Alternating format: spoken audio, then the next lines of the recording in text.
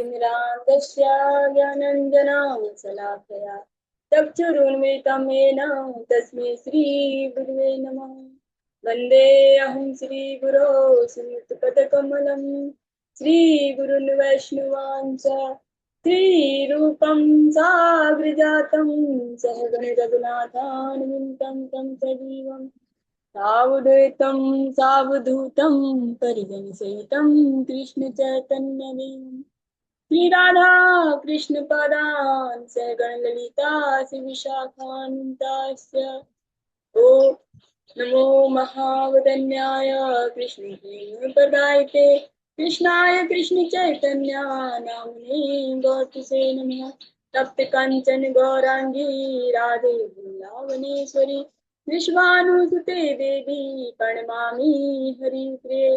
हे कृष्ण करुणा सिंधु दीनबंधु जगतपते गोपेश गोपिका कांते राधा कांत नमस्ते। वृंदाय तुलसीदेवे प्रियाय केशवस्य च कृष्ण भक्ति पदे देवी सत्यवते नमो नमः।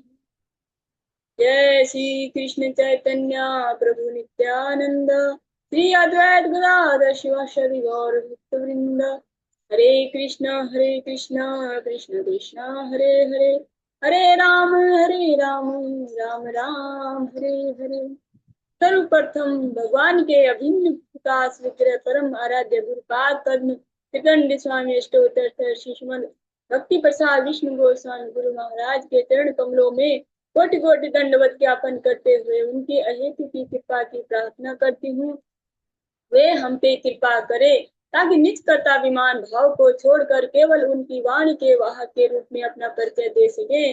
तत्पश्चात परम गुरुदेव श्री श्रीमद भक्ति दयित माधव गोस्वामी महाराज जय युक्त हो। परमेश्वर गुरुदेव जगत गुरु भक्ति सिद्धांत सरस्वती ठाकुर प्रभुपाद जय युक्त हो। समस्त गुरु परंपरा जय युक्त हो। श्रीमद नित्यानंद प्रभु जय युक्त हो। युगा अवतार चैतन्य महाप्रभु जय युक्त हो। वृंदावन विहारी राधा गोपीनाथ भगवान जय युक्त हो। भगवान के समस्त नाम भगवान के समस्त धाम भगवान के समस्त पार्षद जय युक्त हो। हम पे कृपा वर्षण करे ताकि हमारी हरि नाम में हरि गुरु वैष्णव सेवा में रुचि उत्पन्न हो सके। तत्पश्चात मैं अपने सिद्ध गुरुओं को दंडवत ज्ञापन करती हूँ। वे हम पे कृपा करे ताकि इसी तरह गुरु वैष्णव के सानिध्य में हमारा आध्यात्मिक जीवन आगे बढ़ सके।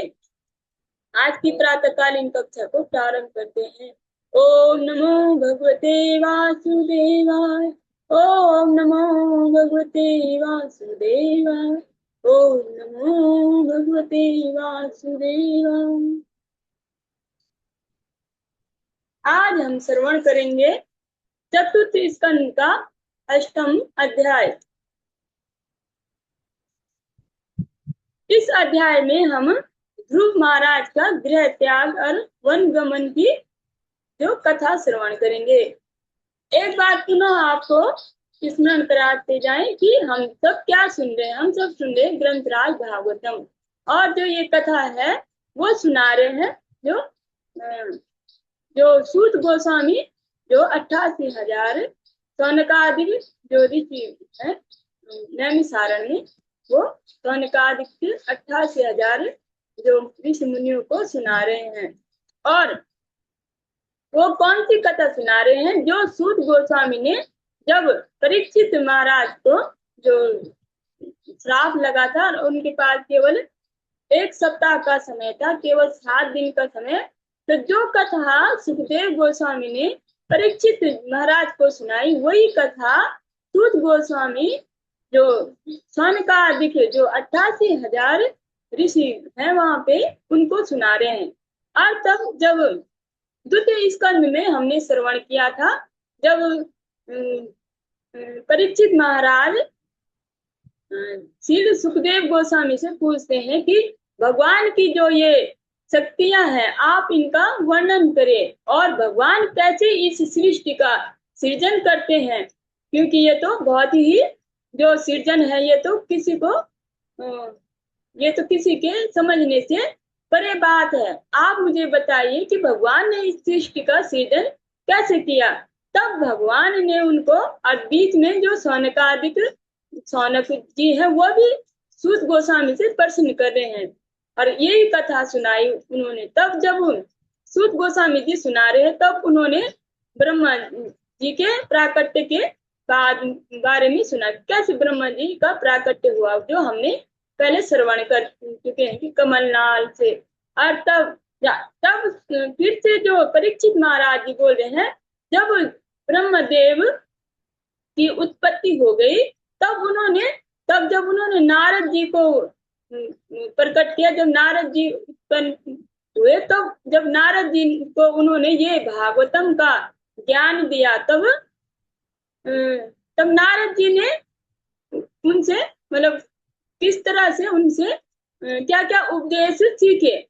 तो तब जब ब्रह्मा जी नारद जी को उपदेश कर रहे हैं श्रीमद् भागवतम का, इस दिव्य कथा का, तब नारद जी उनसे पूछ रहे हैं कि भगवान ने इस सृष्टि का सृजन कैसे किया।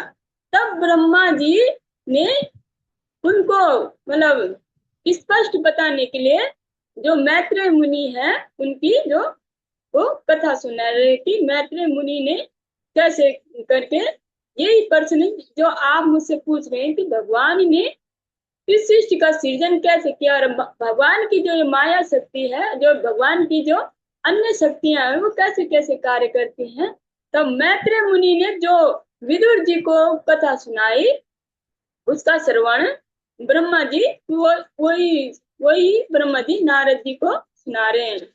और वही हम अब जो मैत्रेय मुनि है वो अब विदुर जी इसमें प्रश्न कर रहे हैं, वो इसमें कथा के अंदर कथा है। अब मैं विदुर जी प्रश्न कर रहे हैं और कथा एक ही है लेकिन प्रश्न करने वाले अलग अलग है। अब विदुर जी मैत्रेय मुनि से पूछ रहे हैं कि भगवान ने ये जो सृष्टि का सृजन कैसे किया, वही कथा जो ब्रह्मा जी सुना रहे हैं। अब हम इसमें श्रवण करेंगे। अभी तक हमने श्रवण किया जो ब्रह्मा जी ने स्वयंभू मनु और शत्रुपाल को प्रकट किया था। अभी तक हमने उनकी कन्याओं की जो संतति है कैसे करके उनके वंश विस्तार हुए, उनके बारे में श्रवण किया कि जो देवहूति मैया और कर्दम मुनि जी और आकृति और रुचि प्रजापति और परशुति और दक्ष प्रजापति, अभी तक हमने उनके जो वंशों के जो कथा श्रवण की। अब हम उनके स्वयंभू मनु के और शत्रुपाद जी के जो पुत्र हैं उनके वंश का हम वर्णन श्रवण करेंगे। जो ध्रुव जी हैं वो उनके जो पुत्र हैं उनके पुत्रों के वंशों का हम श्रवण करेंगे। मैत्रेयवाच सनकाद्या नारदश्च त्रिभुर्हंसो अरुणिर्यतिः नैते गृहाण ब्रह्मसुता यावसूना ऊर्ध्वरेतसः। मैत्रेय मुनि ने कहा, सनकादि चारों कुमारों और श्री नारद मुनि, त्रिभु, हंस, अरुणी तथा यति ब्रह्मा के ये सारे पुत्र घर पर न रहकर गृहस्थ बने रहे। और जो ब्रह्मा के पुत्रों, क्योंकि जो ब्रह्मा जी के जो मनु शत्रुपा है वो भी मुनि से प्रकट हुए। और जो ये है सनकादिक चार कुमार नारद जी, ऋभु, हंस, अरुणी और यति, ये इन्होंने गृहस्थ को स्वीकारा नहीं। ये ऊर्ध्व रेता है। ऊर्ध्व रेता मतलब ये भगवान के निरंतर भगवान की जो लीला कथाओं का श्रवण करते हैं और ये इन्हीं को इन्होंने स्वीकार, ये नैष्ठिक ब्रह्मचारी हुए, इन्होंने गृहस्थ में प्रवेश नहीं किया। मीसा धर्मस्य भार्यसीद दंभा माया च शत्रुहन असूता मिथुनं तत्तु निरृतिर गृहे प्रजः। ब्रह्मा का अन्य पुत्र अधर्म था, जिनकी पत्नी का नाम मिर्सा था। उनके संयोग से दो असुर हुए, जिनके नाम दंभ अर्थात धोखेबाज तथा माया अर्थात ठगनी थे। इन दोनों को निवृत्ति नामक असुर ले गया। क्योंकि उसको कोई संतान न थी।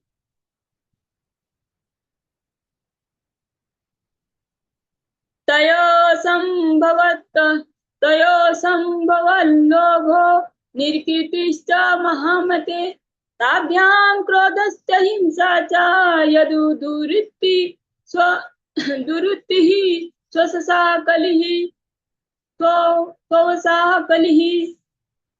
श्री मैत्रेय मुनि ने विदुर से कहा, हे महापुरुष, दंभ तथा माया से लोभ और धूर्तता निकृति उत्पन्न हुई, उनके संयोग से क्रोध तथा हिंसा नामक संतानें उत्पन्न हुई, फिर इनकी युति से कली तथा उनकी बहन दुरुक्ति कटु वचन उत्पन्न हुए। दुरुक्तो दुरुक्तो कलिराधत्तः भयं मृत्युं च सत्तमः, तयोश्च मिथुनं यज्ञे यातिना निर्यस्तथा। हे श्रेष्ठ पुरुषों में महान, कलि तथा दुरुक्ति मतलब कटु वचन से मृत्यु तथा भीति नामक संतानें उत्पन्न हुई, फिर मृत्यु और भीति से संयोग से यातना और निरय नरक उत्पन्न हुए।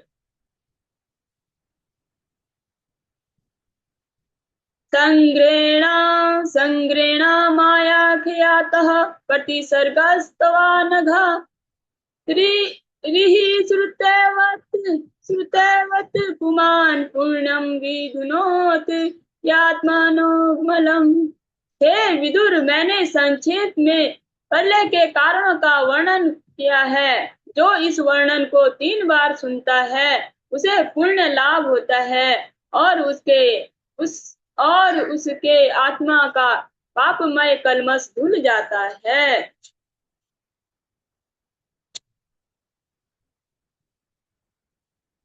अथात कीर्तये वंशं पुण्यकीर्ति कुरुद्वयः, स्वयंभूस्यापि मनोरहरेरंसा जन्मनः। श्री मैत्रेय मुनि ने आगे कहा, हे कुरु श्रेष्ठ, अब मैं आपके समक्ष स्वयंभू मनु के वंश का वर्णन करता हूँ, जो श्री भगवान के पूर्ण विस्तार के अंश के रूप से उत्पन्न हुए हैं। अब जो स्वयंभू मनु के जो पुत्र हैं उनके वंशों का वर्णन करेंगे। स्वयंभू मनु के वंश के वर्णन करेंगे। प्रियवर्तो उतानपातो शतरूपापते सुता, वासुदेवस्य कलया रक्षायां जगता स्थितो। स्वयंभू मनु को अपनी पत्नी शतरूपा से 2 पुत्र हुए, जिनके नाम थे उत्तानपाद और प्रियव्रत, क्योंकि ये दोनों पूर्ण पुरुषोत्तम भगवान वासुदेव के अंश के वंशज थे। अतः वे ब्रह्मांड का शासन करने और प्रजा का भली भांति पालन करने तथा रक्षण करने में समक्ष थे। क्या बोल रहे? वो भगवान पुरुषोत्तम के वासुदेव के अंश में ब्रह्मा जी के वंशज थे, अतः ब्रह्मांड के शासन करने में वो भली प्रकार सक्षम थे। जाये उत्तानपादस्या सुनुति सुरुचिस्तयो, सुरुचिः प्रियसी पत्न्युर्नेतरा यत्सुता ध्रुवा। राजा उत्तानपाद की 2 रानियां थी, सुनीति और सुरुचि। इनमें से सुरुचि राजा को अत्यंत प्रिय थी और सुनीति, जिसका पुत्र ध्रुव था, राजा को इतनी प्रिय न थी। इसमें नाम ही से पता चला। सुनीति मतलब जो नियमों के हिसाब से चलती हैं, जो शास्त्रों के हिसाब से चलती हैं, वो है सुनीति। सुरुचि जो अपने रुचि, जो हमें पसंद है वो हम करेंगे, ऐसी है सुरुचि।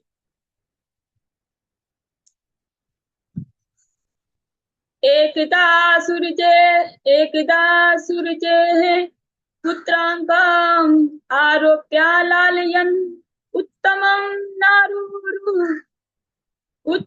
नारुरुक्षन्तं ध्रुवं राजा भयानन्दतः। एक बार राजा उत्तानपाद सुरुचि के पुत्र उत्तम को अपनी गोद में लेकर सहला रहे थे। ध्रुव महाराज भी राजा की गोद में चढ़ने का प्रयास कर रहे थे, किंतु राजा ने उन्हें अधिक दुलार नहीं दिया। तथा चिकीर्षमाणं तं सपत्न्यास्तनयं ध्रुवं सुरुचि शृण्वतो राज्ञा शेषमहागतिर्गर्वितः।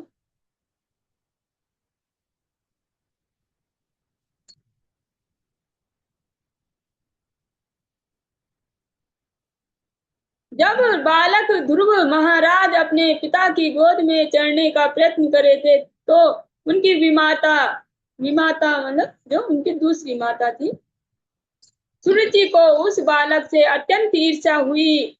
वह अत्यंत दंभ के साथ इस प्रकार बोली, जिससे कि राजा सुन सके। उन्होंने जो इस तरह से बोला कि जो राजा भी सुन सके, दोनों को उन्होंने सुनाया।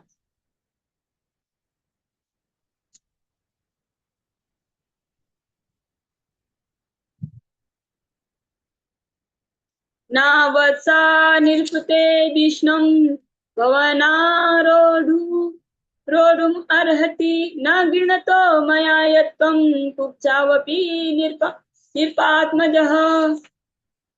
रानी सुरुचि ने ध्रुव महाराज से कहा, हे बालक, तुम राजा की गोद या सिंहासन पर बैठने योग्य नहीं हो। निसंदेह तुम भी राजा के पुत्र हो, किंतु तुम मेरी कोख से उत्पन्न नहीं हुए, अतः तुम अपने पिता की गोद में बैठने के योग्य नहीं हो।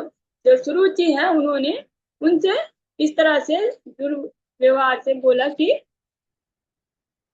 निसंदेह मतलब अर्थात ये मुझे पता है कि तुम भी राजा के पुत्र हो, लेकिन तुम मेरे कोख से तुमने जन्म नहीं लिया, इसलिए तुम राजा की जो गोद में बैठने योग्य नहीं हो। बालोसीवत न आत्मानं अन्य स्त्री गर्भ संवृतं नूनं वेदं भवान् यस्य दुर्लभे अर्थे मनोरथः। मेरे प्रिय बालक, तुम्हें पता नहीं है कि तुम मेरी कोख से नहीं वरन दूसरी स्त्री से उत्पन्न हो, अतः तुम्हें ज्ञात होना चाहिए कि तुम्हारा प्रयास व्यर्थ है। तुम ऐसी इच्छा की पूर्ति चाह रहे हो जिसका पूरा होना असंभव है। तपसाराध्या पुरुषं तस्यैवानुग्रहेण मे गर्भे त्वं साधयात्मानं यदस्ति निर्पासनम्। यदि तुम सिंहासन पर बैठना चाहते हो तो तुम्हें कठिन तपस्या करनी होगी। सर्वप्रथम तुम्हें भगवान नारायण को प्रसन्न करना होगा, और जब वे तुम्हारी पूजा से प्रसन्न हो ले तो तुम्हें अगला जन्म मेरे गर्भ से लेना होगा। जो उनकी विमाता ने बोला है कि और कि तुम्हें क्या होगा, पहले तुम्हें जो भगवान की तपस्या करनी होगी, फिर दूसरे जन्म में तुम मेरे गर्भ से जन्म लोगे, तब तुम इस सिंहासन पे बैठने के योग्य होगे। मैत्रेयवाच मातुः सपत्न्या स दुरुक्ति विद्धा स्वसनारुषा दण्डहतो यथा हि हित्वा मिशान्तं पितरं सन वाचं जगाम मातुः प्ररुदन सकाशम। श्री मैत्रेय मुनि ने आगे कहा, हे विदुर, जिस प्रकार से लाठी से मारा गया सर्प फुफराता है, उसी प्रकार ध्रुव महाराज अपनी विमाता के कटु वचनों से आहत होकर अति क्रोध से तेजी से सांस लेने लगे। जब उन्होंने देखा कि उनके पिता मौन हैं और उन्होंने प्रतिवाद नहीं किया, तो उन्हें तुरंत उस स्थान को छोड़ दिया और अपनी माता के पास गए। जब जो ध्रुव महाराज हैं वो केवल छोटे से बच्चे हैं, 4 साढ़े 4 साल के, और जब उन्होंने इस तरह से अपनी जो माता के कटु वचन सुने तो उन्हें बहुत गुस्सा आया, और तब और भी ज्यादा गुस्सा उन्हें तब आया, क्रोध तब आया जब उन्होंने देखा कि मेरी माता मुझे ऐसे वचन बोल रही है और जो मेरे पिता है वो मौन होकर सुन रहे हैं। और उन्होंने क्या किया, उस स्थान को छोड़ दिया और अपनी माता के पास चले गए। तम तमनी स्वस्थम तमनी स्वसंतम स्फुरिता दरोष्टम सुनीति सुनीति रुतसंग उर्दू यह बालम निशम्य तत्पर मुखानितांतम सावीय सावीयथे सावीयथे यदि गतिं सपत्न्या। जब ध्रुव महाराज अपनी माता के पास गए आए तो उनके होंठ क्रोध से लाल से कांप रहे थे। वे सिसक सिसक कर जोर जोर से विलाप कर रहे थे। रानी सुनीति ने अपने लाडले को तुरंत गोद में उठा लिया। अंतपुर के निवासियों ने सुरुचि के जो कटु वचन थे उन सबको विस्तार से कह सुनाया। इस प्रकार सुनीति अत्यधिक दुखी हुई। जो उन्होंने वो रोए जा रहे थे, उन्होंने कुछ नहीं बोला, लेकिन जो और जो वहां पे दास दासियां थी जो सुन रहे थे उन्होंने रानी सुनीति को यह सब बताया, और वो जो रानी सुनीति है वो अत्यंत दुखी हुई। तो सोत सिरजधैरम विरलाप शोका दावाग्निना दावल दावलतेव बाला वाक्यं सपत्न्या स्मरति सरोजा श्रियाति सवास्प कलाम उवाहा। यह घटना सुनीति के लिए असह्य थी। वह मानो दावाग्नि में जल रही थी और शोक के कारण वह जली हुई थी, पति के समान हो गई थी और शोक करने लगी। अपनी जो सौतन के शब्द स्मरण होने से उसका कमल जैसा सुंदर मुख आंसुओं से भर गया। वह इस प्रकार बोली, दीर्घं श्वसन्ति विर्जिनस्य पाराम् अपश्यति बालक महाबाला मामंगलं तात परेषु मंथा तुमते जनो यत् परा दुखदस्ततः। वह भी तेजी से सांस ले रही थी और वह इस दुखद स्थिति का कोई इलाज ठीक से ढूंढ नहीं पा रही थी। अतः उसने अपने पुत्र से कहा, हे पुत्र, तुम दूसरों के अमंगल की कामना मत करो। जो भी दूसरों को कष्ट पहुंचाता है वह स्वयं दुख भोगता है। यहाँ पे बहुत ही सुंदर बात और सबके लिए ये गांठ बांधने वाली बात है। जो सुनीति जी है इसीलिए उनका नाम सुनीति। सुनीति मतलब जो शास्त्रों के हिसाब से चलते हैं, न कि कंडीशन के हिसाब से कि जैसी स्थिति है वैसे ही जैसी स्थिति है उसी हिसाब से बोले, नहीं, वो ऐसा बोलते हैं जो शास्त्रों के हिसाब से है और जो सत्य है वही बात वो बोलते हैं। वो बोल रही है कि इस दुख में भी जो आपको दुख हो रहा है उसमें भी आप उनका बुरा मत सोचना, जो अपनी विमाता का बुरा मत सोचना कि उनका बुरा हो क्योंकि उन्होंने मुझे दुख दिया। क्योंकि जो अगर हम किसी का अमंगल सोचते हैं और दूसरों को कष्ट पहुंचाते हैं तो स्वयं वो दुख भोगना पड़ता है और स्वयं भी वो दुख भोगना पड़ता है। तो किसी भी स्थिति में दूसरों का अमंगल आप ना सोचें। सत्यम सुरक्षा विहितम भवान में यद दुर्भगाया उदरे गृहतस्तनयेन वृद्धस्य विलाजते याम भार्याति वा वोढुम् इडास्पति मा इडास्पतिर्माम्।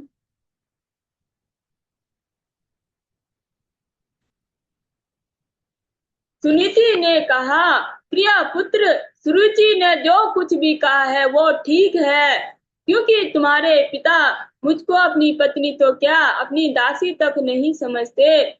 उन्हें मुझको स्वीकार करने में लज्जा आती है। अतः यह सत्य है कि तुमने एक अभागी स्त्री की कोख से जन्म लिया है और तुम उनके स्तनों का दूध पीकर बड़े हुए हो। आतिष्ठतात विमत्सरस्क मुक्तं समात्रापि यद अविलकम् आराधया अक्षोज पाद पद्मा यदीच्छसे अध्यासनम् उत्तमो यथा। प्रिय पुत्र, तुम्हारी विमाता सुरुचि ने जो कुछ भी कहा है, यद्यपि वह सुनने में कटु है, किंतु वह सत्य है। अतः यदि तुम उसी सिंहासन पर बैठना चाहते हो जिस पर तुम्हारा सौतेला भाई उत्तम बैठा है, तो तुम अपनी ईर्ष्या भाव त्याग कर तुरंत अपनी विमाता के आदेशों का पालन करने का प्रयास करो। तुम्हें बिना किसी विलंब के पुरुषोत्तम भगवान के चरण कमलों की पूजा करने में लग जाना चाहिए। यहाँ पे हम लोग समझने का प्रयास कर रहे हैं कि जो उन्होंने बोला कि उन्होंने ठीक ही बोला, क्योंकि वो जो राजा है वो मुझे दासी भी नहीं समझते। और अगर किसी को कुछ प्राप्त करना है, चाहे कुछ भी प्राप्त करना है, तो वो केवल और केवल श्री भगवान के चरण कमलों की पूजा करने से संभव है। अन्यथा जो भी हमारे साथ होता है और जो भी हम पाते हैं और जो भी हम खोते हैं, वो सब हमारे कर्मों के हिसाब से ही होता है। इसमें किसी का कोई दोष नहीं है। ये सुनीति जी भी समझा रही है कि जो भी आपकी स्थिति है और जो भी मेरी स्थिति है, ये हमारे ही कर्म है। और आपको ये सब समझ करके, और जो हमें अगर कुछ चाहिए तो वो केवल पूर्ण पुरुषोत्तम भगवान की शरणागति से ही और उनके चरण कमलों की पूजा से में लग जाने से सब कुछ भी प्राप्त हो सकता है, जो भी कोई चाहता है। अन्यथा अगर नहीं करेंगे तो अपने जो कर्मों का वो लेखा जोखा वो भोगना ही पड़ता है। चाहे हम किसी को लाख दोष भी दें, लेकिन वो कर्म हमारे ही हैं।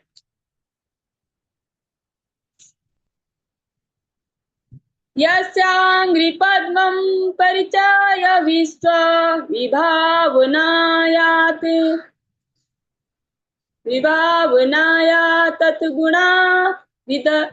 गुणाभिपत्तेः अजोदयातिष्ठत् खलु पारमेष्ठ्यं पदं जितात्मा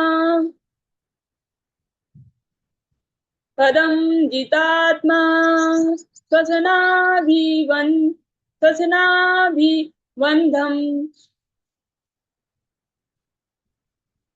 सुनीति ने आगे कहा, पूर्ण पुरुषोत्तम भगवान इतने महान हैं कि तुम्हारे परदाता जो ब्रह्मा जी हैं ने मात्र उनके चरण कमलों की पूजा द्वारा ब्रह्मांड का सृजन करने की आवश्यक योग्यता अर्जित की। जो आपके परदादा हैं ब्रह्मा जी, उन्होंने केवल भगवान के चरण कमलों की पूजा करके इस ब्रह्मांड का सृजन करने की योग्यता प्राप्त कर ली। कि इस ब्रह्मांड को जो भी है वो बनाने की योग्यता उनमें आ गई। किसके द्वारा? भगवान के चरण कमलों की पूजा के द्वारा, भगवान की तपस्या के द्वारा योग्यता आ गई। यद्यपि वे अजन्मा हैं और सब जीवात्माओं में प्रधान है, किंतु वे इस उच्च पद पर पूर्ण पुरुषोत्तम भगवान की ही कृपा से आसीन है। तो ब्रह्मा जी क्या है? बोल रहे हैं कि वो अजन्मा, जन्म में किसी माता के पेट से उन्होंने जन्म नहीं लिया। भगवान ने उनको प्रकट किया अपनी कमलनाथ से। वो अजन्मा है और सभी जीवात्माओं में प्रधान है, और सभी जीवात्माओं में प्रधान है, प्रधान जिन्होंने सबको बनाया, सभी देवी देवताओं को और जो ऋषि मुनियों को, और इसमें जो जो भी है सबका सृजन उन्होंने कैसे किया, ब्रह्मदेव ने किया, इसलिए वो सभी जीवों में प्रधान है। किंतु वे इस उच्च पद पर पूर्ण पुरुषोत्तम भगवान की कृपा से ही आसीन है, और जो उनको पद है, जो उनको पद प्राप्त हुआ है, वो किसकी कृपा से है, भगवान की कृपा से है। किंतु जिनकी आराधना बड़े बड़े योगी तक अपने मन तथा प्राणवायु को रोक कर करते हैं, और जो बड़े बड़े योगी जन हैं वो क्या करते हैं, उनकी जो आराधना कैसे करते हैं, बहुत ही कठिन ढंग से योगी प्राणवायु को रोक कर करते हैं। तथा मनुर्भो भगवान पितामहो यमेक यमायक मत्या पुरुषा पुरुदक्षिणीर्मख मखे इष्टावभिपदे दुर्वाप मन्यतो भौमं सुखं दिव्यम् अथाप अथाप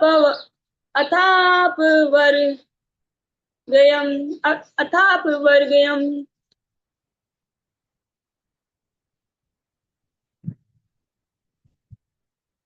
सुनीति ने अपने पुत्र को बताया, तुम्हारे दादा, अब पहले जो पर दादा है ब्रह्मा जी, और दादा कौन है, स्वयंभू मनु ने दान दक्षिणा के साथ बड़े बड़े यज्ञ संपन्न किए, और एक निष्ठ श्रद्धा भक्ति से उन्होंने पूजा द्वारा पूर्ण पुरुषोत्तम भगवान को प्रसन्न किया। इस प्रकार उन्होंने भौतिक सुख तथा बाद में मुक्ति प्राप्त करने में महान सफलता प्राप्त की। जिसे देवताओं को पूजकर प्राप्त करना असंभव है, जिनको अन्य देवताओं को पूजकर प्राप्त करना असंभव है। तमेव वसाश वित्वासलम मुमुक्षुभिर मुमुक्षुभिर्मृग्या पदाब्ज पद्यतिम् अनन्य भावे निज धर्म भाविते मनस्य अवस्थाप्य भजस्व पुरुषम। मेरे पुत्र, तुम्हें भी पूर्ण पुरुषोत्तम भगवान की शरण ग्रहण करनी चाहिए, क्योंकि वे अपने भक्तों पर अत्यंत दयालु हैं। जन्म मरण के चक्र से मुक्ति चाहने वाले व्यक्ति सदैव भक्ति रहित श्री भगवान के चरण कमलों की शरण भक्ति सहित श्री भगवान के चरण कमलों की शरण में जाते हैं। अपना निर्दिष्ट कार्य करके पवित्र होकर तुम अपने हृदय में श्री भगवान को स्थिर करो, और एक पल भी विचलित हुए बिना उनकी सेवा में तन्मय हो जाओ।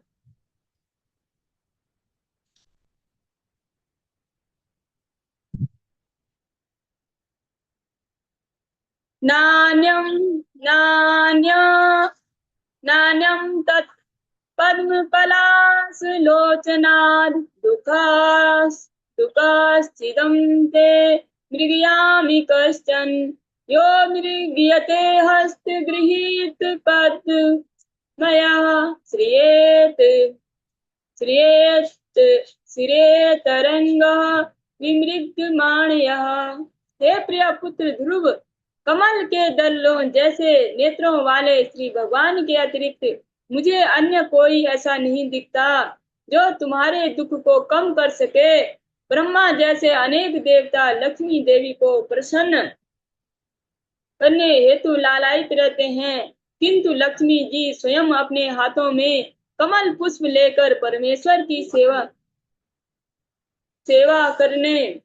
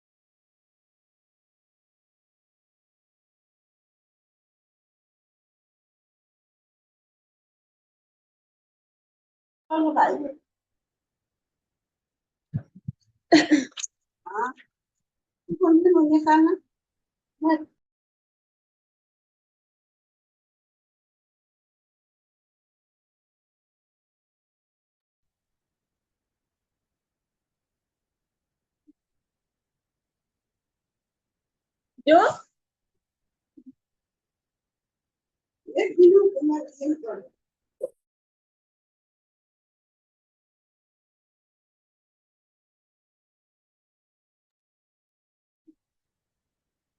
जो सुनीति जी है वो क्या बोल रहे हैं?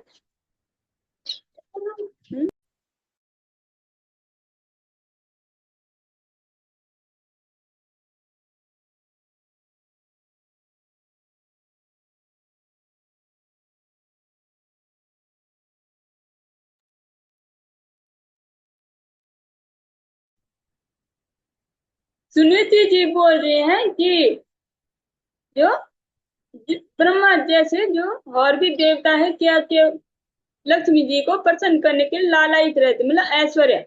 हर कोई तो चाह रहा है कि हमारे पास ऐश्वर्य बढ़े, ज्यादा से ज्यादा हमारा स्टेटस ऊंचा हो। तो वो क्या करें, लक्ष्मी जी को प्रसन्न करने की कामना से उनकी पूजा करें। लेकिन जो लक्ष्मी जी क्या है, तो वो तो क्या कर रही है, स्वयं अपने हाथों में कमल पुष्प लेकर परमेश्वर की सेवा में हमेशा तत्पर रहती हैं। जो है लक्ष्मी जी धन ऐश्वर्य तो सब चाहते हैं, लेकिन लक्ष्मी जी लेकिन जो उनके प्रिय हैं नारायण, उनकी भक्ति करने में सबको कठिनाई लगती है।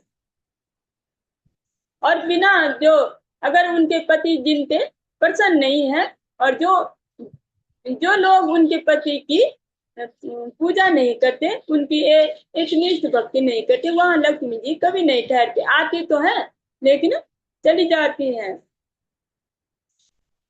मैत्रेवाच एवं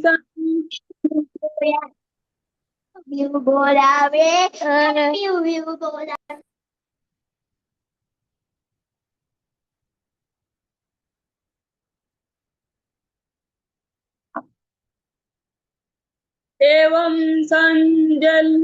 संजल एवं संजल्पितं मातु मातुरा कंठयार्थगमं वचः सन् सन् सन्नियमात्मा मनात्मानं निश्चकामा निश्चक्रामा पितुः पुरात्। श्री मैत्रेय मुनि ने आगे कहा, ध्रुव महाराज की माता सुनीति का उद्देश्य वस्तुतः उनके मनोवांछित लक्ष्य को पूरा करने के निमित्त था। अतः बुद्धि तथा दृढ़ संकल्प द्वारा चित्त का समाधान करके उन्होंने अपने पिता का घर त्याग कर दिया।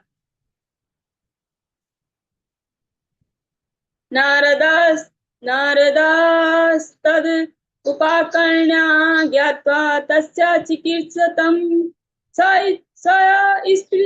सपृष्टाव मूर्धन्या अग्नेना पाणिना प्रभाविस्मितः। नारद मुनि ने यह समाचार सुना और ध्रुव महाराज के समस्त कार्यकलापों को जानकर वे चकित रह गए। वे ध्रुव के पास आए और उनके सिर को अपने पुण्य वर्धक हाथों से स्पर्श करते हुए इस प्रकार बोले। जो जो सुनीति जी हैं, उन्होंने उनको जो रास्ता तो दिखाई दिया, लेकिन उस पर चलना कैसे है।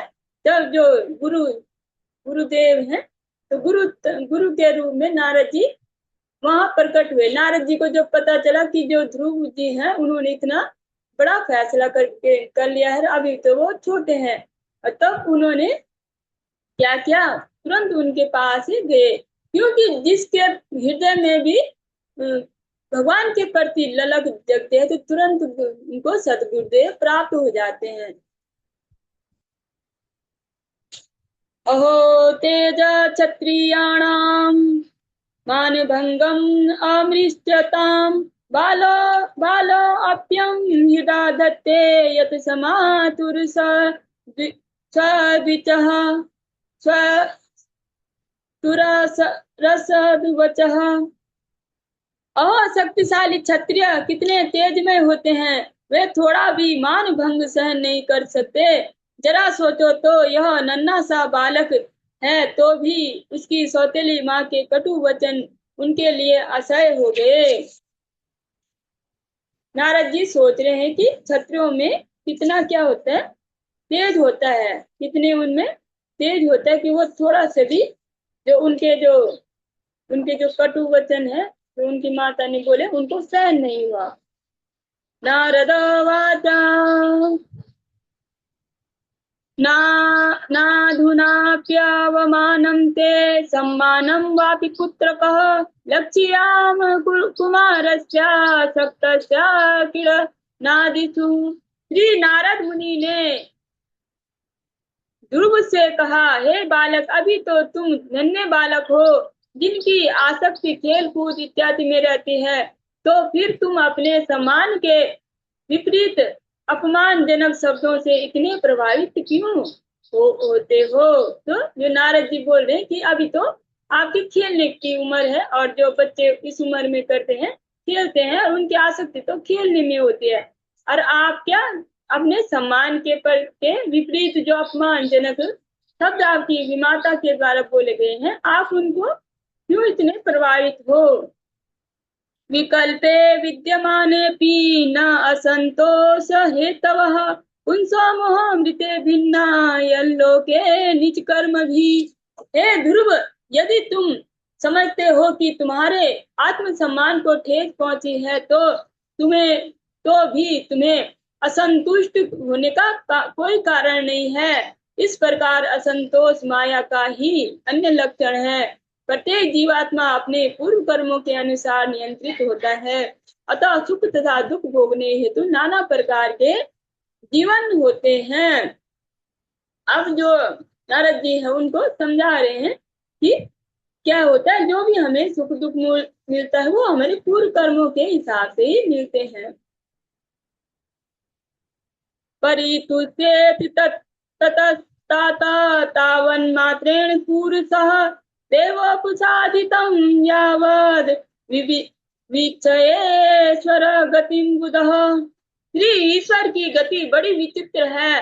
बुद्धिमान मनुष्य को चाहिए कि वह इस गति को स्वीकार करे और अनुकूल या प्रतिकूल जो भी श्री भगवान की इच्छा से सम्मुख आए उसे संतुष्ट रहे। अब नारद जी क्या बोल रहे हैं कि जो बुद्धिमान मनुष्य होते हैं वो क्या करते हैं, जो भी अनुकूल या प्रतिकूल परिस्थितियां भगवान की इच्छा से सम्मुख आए तो वो संतुष्ट हो जाते हैं। अतः मात्रोपदिष्टेन योगेन वरुत्सति यत्प्रसादं सवे पुंसां दुरुराध्यामतो ममः। अब तुमने अपनी माता के उपदेश से श्री भगवान की कृपा प्राप्त करने हेतु ध्यान की योग विधि पालन करने का निश्चय किया है, किंतु मेरे विचार से ऐसी तपस्या सामान्य व्यक्ति के लिए असंभव नहीं है। पूर्ण पुरुषोत्तम भगवान को प्रसन्न कर पाना अत्यंत कठिन है। मुनियः पदवीं यस्य निसंगेन जन्माभि न विदुर्निर्भियन्तोऽपि तीव्रयोगा समाधिना।